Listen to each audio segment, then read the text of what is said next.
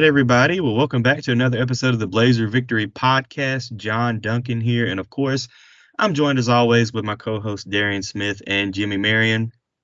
And before we get started on recapping this North Texas game and kind of putting a wrap on the 2023 football season for UAB, this game recap episode and all game recap episodes are brought to you by Cahaba Brewing Company. And I'm not having one now because we're recording this during lunch, but definitely after the game, I had a few Cahaba Blondes, which is their most popular beer with Cahaba. If you guys have not tried that out, you definitely need to go to a local grocery store or wherever and pick up a 6-pack of Cahaba Blonde. It's one of my favorite beers and one of their best selling beers. So definitely thank you to Cahaba again for sponsoring our game recap episodes for football season, and we'll kind of get into basketball on this free show starting next week hopefully.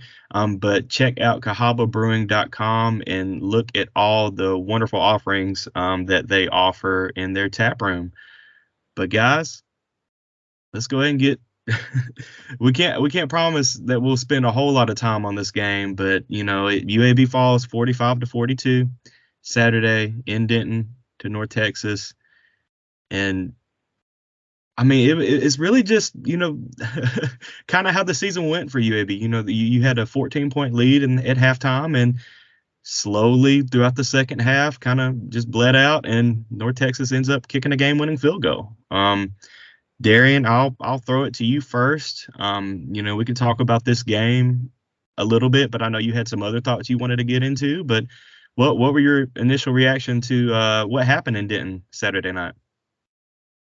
Yeah, you guys have to just bear with me a little bit. I know my internet where I'm at is kind of choppy, so I might come through muffled. But I think the biggest thing, what I was thinking about, and I'm trying to think in totality. I can't even say the word right now. Like, I'm all messed up. But I was just trying to think of everything in a whole. Why do we have these lulls, right? It seems like sometimes after halftime, our offense can sputter.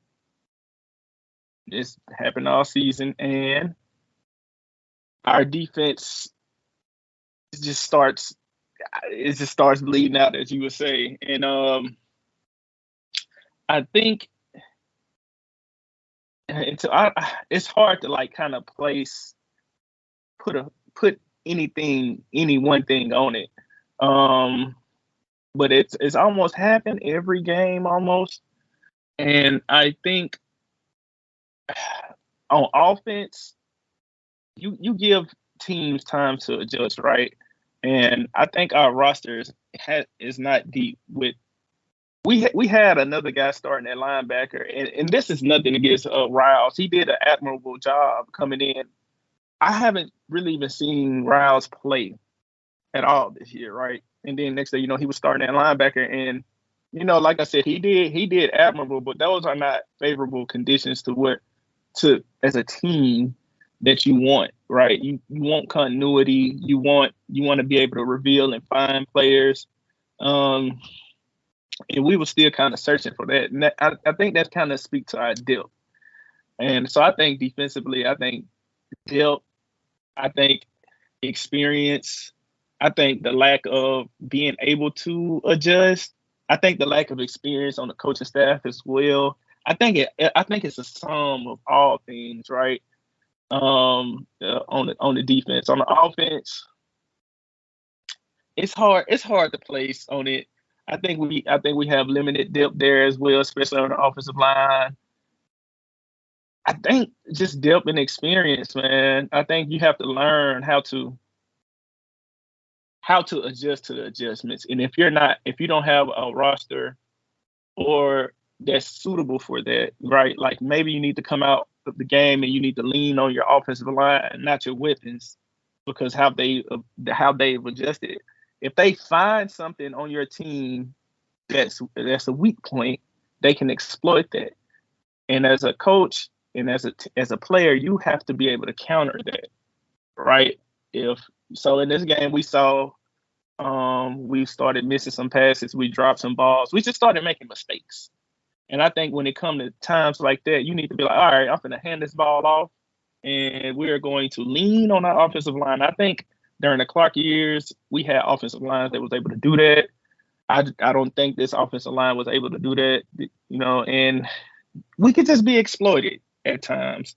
And honestly, I think that's what I would put down to it. So it's a culmination of things, but as far as review on the game, for me, I don't really care about specific plays. It's like, why does this one thing keep happening to us? What kind of explanation that can we have for this? And I think we just need to grow as a team. We need more depth. We need more front end. We need more experience for the coaching staff to handle these situations. And I think we just need more starter talent out there, starter level talent, to where they can't find weaknesses and start to exploit that. And that's a short answer. I feel like I can go all day with this answer, but I think that's a short answer. You bring up some good points, Darian. And I'll say this, when we made our projections going into the North Texas game, I had the most lopsided score projected. I really envisioned UAB losing this contest by 14, 18 points, despite the close 2.5-point Vegas line. And I was wrong. UAB losing on a walk-off field goal after leading for most of the game. But with that being said, the way in which UAB lost hurt worse than a 14-plus point defeat, in my opinion. And you may ask why, and it's because it was reminiscent. You guys have touched on already of the way in which UAB has lost games all season. I will say minus the turnovers, because if memory serves me right, we've gone 2 straight contests for the first time this year without committing a turnover, which was definitely a factor in which the game was only decided by 3 points. You guys have touched base on this already, but the way in which we've lost, whether it be the second half collapses, the defensive performances, including on third down, special teams, the way we played in the road, all played a significant factor and have all played a significant factor all season long. UAB finished minus 108 in second half points versus FBS opponents this season. That means that UAB was outscored 108 points in second halves to FBS opponents this year. The third quarter specifically in this game was abysmal offensively. And really, despite performing well at times, defensively, UAB was not good. 645 yards total offense for North Texas was a season high. That means UAB's defense allowed more total yards to North Texas than FIU, La Tech, Abilene Christian, Temple, Tulsa. It's unacceptable. North Texas converted 7 of 17 on third down, 3 of 4 on fourth down. You combine that in critical down situations, North Texas converted on 48%. Again, this was a problem that UAB defense faced all season long. Special teams, missed field goal, extra point. You look at the SP Plus rankings, UAB finished this season ranked 133rd in special teams, 0-6 on the road. 5 of 6 of those losses were by 10-plus points. I could go on and on and on. But that way in which we lost was hard to watch, but it also was reminiscent of how UAB has lost games throughout the year. Damn. Hey, I mean, he's right, guys. I mean, this defense, and it's just so frustrating to watch. Like, we thought they really started to kind of turn a corner, because you look at the Temple game and the Navy game, the defense was not performing as bad as they were earlier in the season. But, I mean, Jimmy said it perfectly. I mean, you don't give up 645 yards on the road and expect to win any. The defense did rise to, the 4th and goal. They stood, and, North Texas didn't convert any points on that drive in the first half. But, I mean, the second half, North Texas just had all day, like whatever they wanted to, whether it's running the ball, throwing the ball, they had all they wanted. UAB just could not stop this North Texas offense. And I don't know what the solution is. We hope that Darian and Jimmy, when we did our first episode previewing this season, what did we want to say? Like we we really didn't care about the win total, but we just wanted to see progress throughout the season. And defensively speaking, this was not finishing the season on a high note. This is at the lowest note. And I don't. That was something I had a question for you guys on. Was you're exactly right, John. We talked about establishing an identity, and we talked about seeing progress throughout the year. And I'm curious, Darian, do you think that UAB was successful in either of those facets? And we talked about too, the last 4 games were going to be the most critical, right? Yeah. Based on the way that the schedule laid itself out. And UAB did finish the year winning 2 of their last 4 games, but I think 3-1 was right there in front of us, as well as a possibility to win 4 straight to finish the year. And that's what really hurt the most, was because, again, we had that game within grasp with the 14-point lead. And I talked about in the preview that I thought that this win, if UAB was able to get the win, was really going to provide some swagger. That was the word I kept thinking about throughout the week, was that, yeah, it's only a 5-7 record, but it's ending the season on a high note and be able to carry some of that momentum, getting a road win, and seeing that success for the players that will be returning, as well as having some momentum going into recruiting as well. But Darren, what was kind of your thoughts on progression? You can look at the last 4 games, you can look at the season as a whole, but do you think that UAB was able to establish an identity, and do you think that there was some progress to, as it relates to the year? And I think the answer to this is so nuanced because there's arguments each way. Do I think we saw progress as a unit? No. Do I think we saw progress in individual players? Yes. Ricky Lee, Everett Rusaw. Those guys look pretty solid. I saw some of those freshmen out there. Like I thought Tyler Thomas get off was really good. He looked like the quickest end we had all season, and we talked about a lot of the young players that emerged. But as a unit, that's what scares you, right? And I think that's the question is, unfortunately, we just gonna have to wait till next year to see, as a staff, like, why aren't we on the string? Because 3rd and 17s, 3rd and 18s, we was talking about it during the game in our text thread. I have never seen us as a defense be in such favorable positions over and over to give up 19 on 3rd and 17. You giving up 20 yards and here and there, or you giving it to them where it's like 4th and 2 and they convert. And I'm just like, how do we keep? I don't understand how we have these favorable conditions on 3rd down, and we always. I don't even have faith in us. I had more faith when it was 3rd and 3, right? But when it was like 3rd and super long, I was like, oh, they about to convert. And to me, I'm like, this has to be something schematic. You can't blame a player. It's something I don't know. I'm not a coach, but it's as far as looking for an explanation to why that's happening. Come on now, that's ridiculous. It's like we were getting Alabama. It's like we kept on getting that over and over, and that's gonna drop morale. Listen, we've lost patrons. It's a lot of bickering between the fan base. It's you saw the crowds decrease as the year. A lot of stuff happened. But on the other hand, I think it was a lot more revealing going on too, because a lot of players we were playing, they just weren't dependable. And so, I mean, and I'm not going to call out players, right? I do plan on issuing challenges later on to certain players as like, hey, this is what I expect from you type of thing. But as far as some players, it wouldn't have made a difference if they would have been out there or not. And we had been playing those guys all year.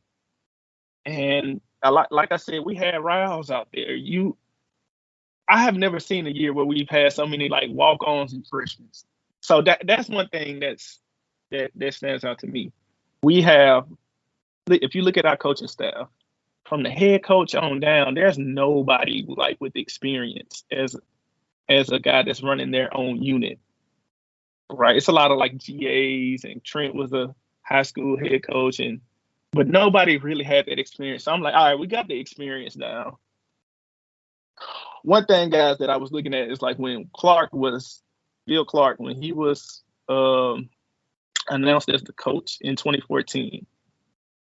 One big difference we had, not all of this NIL transfer portal stuff, it was almost non-existent, right? Bill Clark, I kind of looked at the roster. He came in and the roster was pretty solid. Like he had NFL players. He had Jordan Howard. He had Kennard Bachman. He had Salako at the top. Like he came in with a solid roster. And yeah, JJ Nelson, yeah, a bunch of others. JJ Nelson, go back and look at that roster. I encourage people. You talking about Tevin Cruz, and I was just looking for a context, something to, and I'm like, but now you had Trent Dilfer come in. You lose Jalen Key. You lose Tuazama. You lose McGee. You lose all the rest of your offensive linemen, in which our left tackle was in the NFL. We lose our NFL cornerback. We lose all of our linebackers. Like we lose so much. So it's kind of like, all right, now we get to like restart, and we replaced a lot of those guys with high school guys. And if it's one thing that I feel like the Clark staff did better in recruiting, was they had a better eye for junior college guys. So maybe we go back to that. But the landscape is so different. It's hard to place. I don't know what it's going to be like next year, because there's so many moving parts. And I would not want to be I wouldn't want to be a G5 coach. I wouldn't want to be a G5 coach in this, because you lose. If you're coming into a team, you're going to lose all your best players. They'll go into the transfer portal. So now the cupboard is barren, and you trying to scramble to replace those guys. And man, I think JMU became bowl eligible because not enough teams won 6 games. So yeah, and Jacksonville State did too. And Jacksonville State, and I just think that the landscape, along with what we had leaving out already, the guys that we had going to the league, the guys we had graduating, it's just tough. And you talking about bringing in a whole staff with no experience at all, as far as running their own program at this level. So now, why do I still have grace? Why am I not checked out? Because we've seen a whole bunch of other teams go through the same thing. And now we have an opportunity to see what didn't work, what worked. We have a year of experience. We have a year of growth. We get to restock the cupboard with players. We get players back from injury. We get players from redshirt. I just think we get a weaker schedule than we had this year. So I'll talk about it more because I can ramble on it more, but I'm really just ready to see what it looks like going forward. And I don't know if that's a good or a bad thing, but I just want to see more of an opportunity and then go from there. Yeah, well said, Darren. And you talk about, what it looks like going forward. We don't know. But, you speak to the inexperience on the staff. Like, I mean, there were some hard lessons learned from this 2023 football season. Didn't get a win on the road. Terrible in the second half, as Jimmy mentioned, given that number out earlier. Hopefully some hard lessons learned, you hopefully hope that they are able to take this into the off season, study more, and build, or, just learn from this year and go forward to 2024. You've already seen a couple decommits from the 2024 class, AJ Miller, and who was the other one, Jimmy? It was the first one. Dawson, Joseph Dawson. That's right. Yeah. Maybe more to come. Hey, but you see a slew of them decommitting from Colorado. I saw a couple decommit from Auburn. It's kind of like everybody's in the same boat. I just think it's just this climate we in, man. It's like oh, you're losing. Oh, I'm out of there. Like I just like, oh, bro, this is too hard. I'm not familiar. It's just too much. I don't envy a head coach. Like y'all can have that position because it's too much. I talked to a staff member, and he said this is going to be the toughest recruiting they've ever had to do because you have to recruit your own roster. At the same time, we have to fill in these holes, you know. But one thing that really gave me hope, I talked to one of the young players, and he broke me. He told me that he's going to commit himself. He hated how this year turned out, but he's committing himself 100% to this weight room, and he feels good going forward. He appreciated us for sticking with the team and not checking out on them, you know.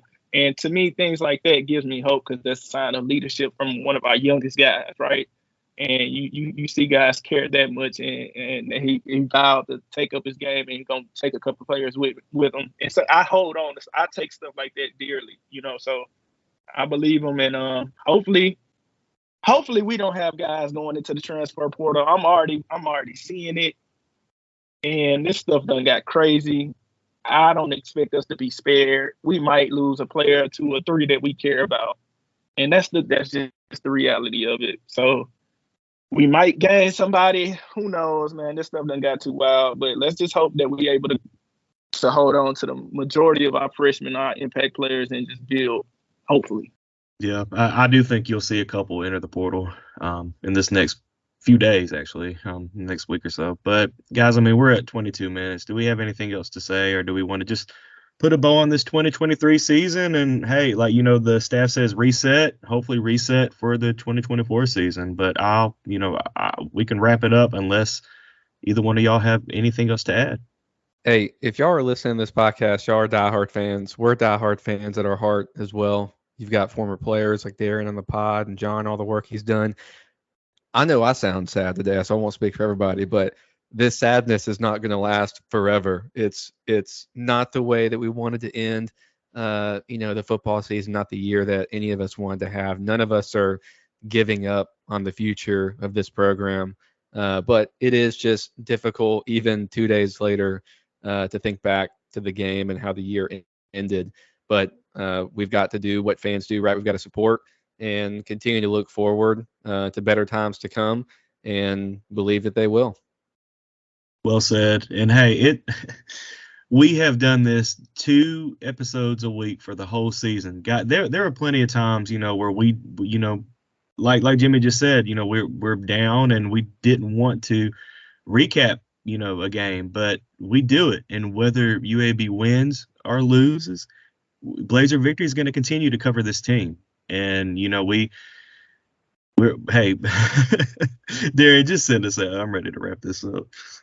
Yeah, like I just thought, they love analogies. Like everybody loves analogies. Have you ever seen like a kid, that's just now entering into the teenage year that has to make a transition to a new school, new environment, right? Like it's so much going on in that first year. They're not experienced with all that's moving around them, and they struggle. They rebel, grades suffer.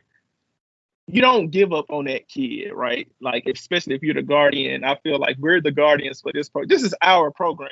This is our program as fans. As many players, I done been through this program, coaches, whatever. We're still here. So this is our kid. You have to support that program. You have to support that kid, right? No matter what. So I look at it like that. Hey, the grades and everything messing up, we're going to have the same staff. We're going to have, hopefully, we're going to have most of these same players back. I pray.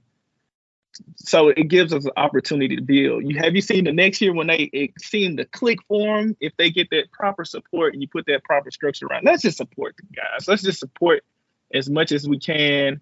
And then whatever happens, but let's do our part and try to just quiet down some of the negativity. Speak valid criticisms, but god dang, man, it's enough going on. And sometimes I'll be having to bag away from it. It's just too much. Let's just support our kid. I'll put it that way. Jimmy, you can send us out. Blazer Nation, just blaze.